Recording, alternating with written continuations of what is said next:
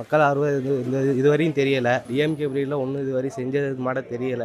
ஆனால் ஏடிஎம்கே ஆனால் வாய்ப்பு இருக்குது. இந்த திருவையாறு சட்டமன்ற தொகுதி பார்த்தோம்.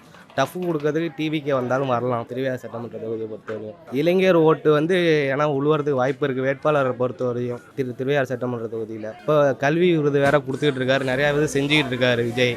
வாய்ப்பு இருக்குது, நிறையா இருக்குது. திருவையாறு சட்டமன்ற தொகுதி தஞ்சாவூர் கூடயும் வாய்ப்பு வரும்.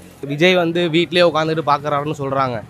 அதே இப்போ காவல் அடித்து கொலை பண்ணாங்கல்ல, அந்த வழக்கில் அஜித் குமார் வழக்கில் இப்போ வீட்டிலே இருக்காருன்னு சொல்கிறாங்கல்ல, வீட்டுக்கு பார்த்துட்டு போயிருக்காருல. அதே மாதிரி ஸ்டாலின் பார்த்துருக்கலாம்ல.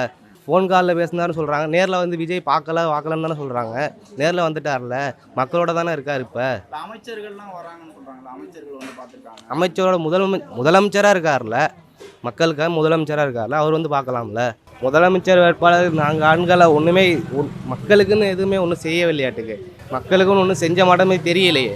அவங்களுக்குள்ளேயே தானே இருந்துக்கிறாங்க. மற்ற ஆள் வரமுடியல. ஃபேமிலியை அவங்க தானே இருந்துக்கிறாங்க.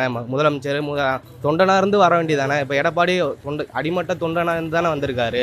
அதான் அவங்களுக்குள்ளேயே தானே மாற்றி அதே மட்டும் அவங்களுக்குள்ளேயே பேசியிருந்து தொண்டனாக இருந்து அடிமட்ட தொண்டனாக இருந்து வராங்கல்ல, அவங்கள யாராவது முதல்வர் வேட்பாளர் நிப்பாட்டலாம்ல. மன்னராட்சிங்கிறது அவங்க அப்போ தான் சொல்கிறோம்ல, மன்னராட்சிங்கிறாங்கல்ல, அவங்க ஃபேமிலிக்குள்ளேருந்து தானே வராங்க. மறுபடியும் அதோ ஒரு அடிமட்ட தொண்டனாக இருந்து பார்த்தா தானே தெரியும். முதல்வர் ரசிகர் மன்றத்தில் இருந்தே அவங்க நலத்திட்ட உதவி நிறையா செஞ்சுட்டு வராங்க. அது மக்களுக்கு தெரியும்ல. வாரம் முட்டை பால் நாங்கள் திருவையாறு சட்டமன்ற தொகுதியிலேருந்து வாரம் முட்டை பால் எல்லாமே தான் செஞ்சுட்டு இருக்கோம். மக்களுக்கு தெரியும்ல எப்படி என்ன ஏதுன்னு எப்படி கொண்டு போகிறோன்ட்டு. காவல்துறை எங்களுக்கு அனுமதியே கொடுக்கலல்ல. அது 1 மணி நேரம் தானே அனுமதி கொடுத்தாங்க. அந்த 1 மணி நேரத்தில் என்ன பண்ண முடியும்? விக்கிரவாண்டியோட மதுரை டபுள் மடங்காக இருக்கும். நிறையா எதிர்பார்க்கலாம். கூட்டம் இருந்தால் பாதையை மாற்றி விட்றாங்களே. இங்கிட்டு வரக்கூடாது, அங்கிட்டு போங்க, நடந்து வாங்கன்னு சொல்லி போலீஸ் தானே பாதுகாப்பு கொடுத்து கொண்டு வரணும். போலீஸே இங்கிட்டு மாற்றி விட்றாங்கன்னா என்ன பண்ணுறது?